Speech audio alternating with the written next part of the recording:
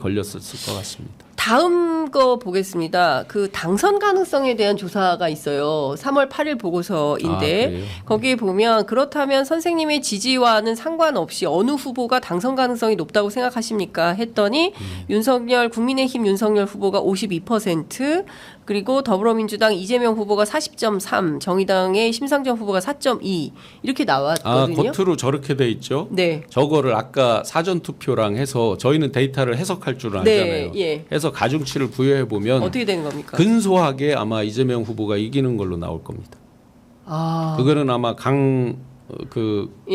강혜경 씨한테 물어보면 금방 알 겁니다. 강혜경 씨가 사실은 이 데이터나 네네. 문항 설계나 여론조사 전문가. 본인은 그걸 분석할 저희보다 그렇죠. 훨씬 전문가니까요. 예. 근데 저는 이제 종합상황실장 하면서 수많은 데이터를 보고 탁 보고 이래서 이게 CPX 비상이 걸리는구나.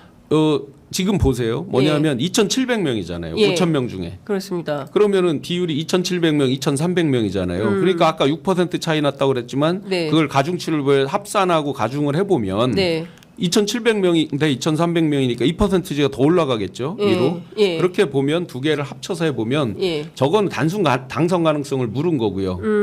그런데 사전투표 참여자까지 해서 당선 가능성을 묻는다면 아마도 이재명 후보가 근소하게 이기거나 거의 붙어 있거나 이렇게 나올 겁니다. 그렇기 때문에 비상이 걸릴 수밖에 없었을 거다라고 저는 생각해요.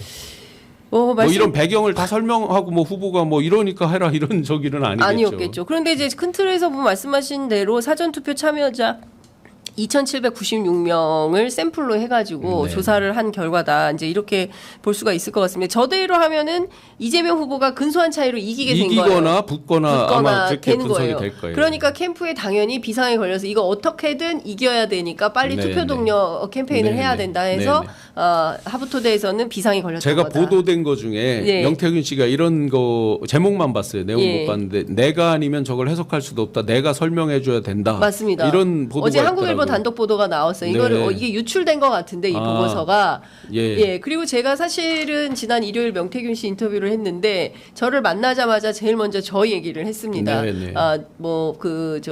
여론조사 보고서가 나왔다며 그거 어떻게 흘러갔지? 누가 유출했지? 뭐 이렇게 얘기를 했었는데.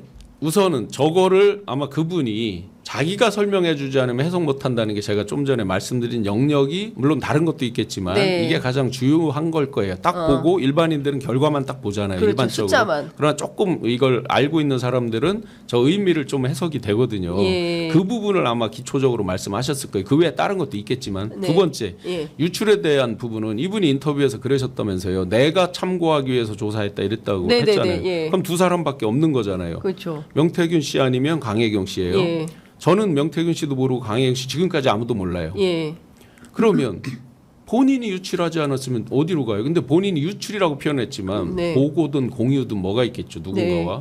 그런데 본인이 분명히 본인이 참고하기 위해서 저 많은 샘플을 했다는 거잖아요. 본인만 알고 뭐에 쓰려고 하는지는 모르지만 그러면 제가 일면식도 없는 제가 어떻게 저거를 제 손 안에 왜 와 있습니까? 그날. 뭐 저는 그날 정신없이 그날 아니어도 항상 정신없이 뭐 출입 기자분들이 다 보셨으니까 그랬는데 제가 뭐 저걸 구하러 다니기를 하겠어요. 뭐 혹자들이 폄하하기 위해서 그런 얘기를 했다고 해요. 뭐 찌라시 같이 돌아다니는 걸 뭐 구했다.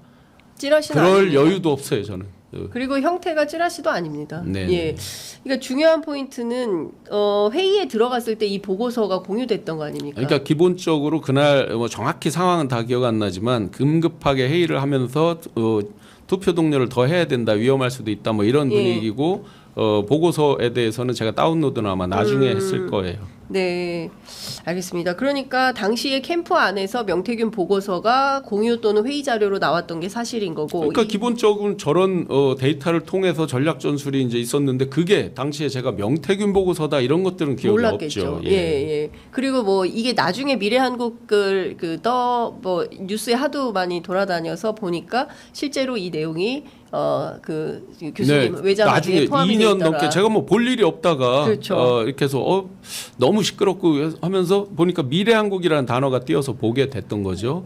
그리고 이제 제가 그 전략 조정회의에 수많은 그 회의가 끝나면 이제 저희 정책팀에 해당되는 내용을 제가 타이핑해서 같이 공유를 할 거 아니에요. 저 60여 명 있었던 방에.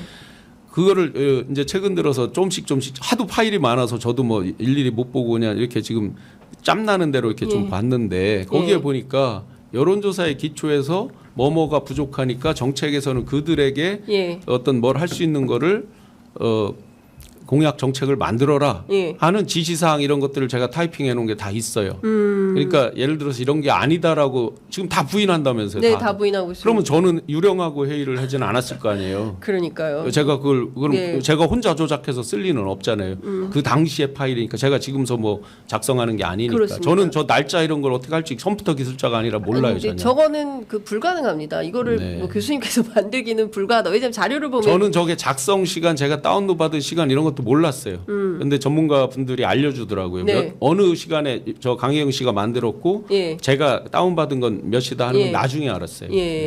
자, 그리고 하나 더 보겠습니다. 그 다음에 진짜 이거는 이제 약간 소름 돋는 내용인데 2022년 3월 8일 보고서예요. 그러니까 상당히 이 막바지까지 확인된 여론 민심으로 확인을 해야 되는데 당선 가능성을 물어봅니다. 그렇다면 선생님의 지지와는 관계없이 어느 후보가 당선 가능성이 높다고 생각하십니까?에 대해서 더불어민주당 이재명 47.7, 윤석열 46.2, 거의 근접해 1.5% 표차로 이재명 당선 가능성을 예측하고 있어요. 자, 그러면 아까 이제 제가 말씀드렸잖아요. 일반적으로 조사한 것과 사전 투표 합산해서 가중해 보면 그게 비슷하게 나올 거예요.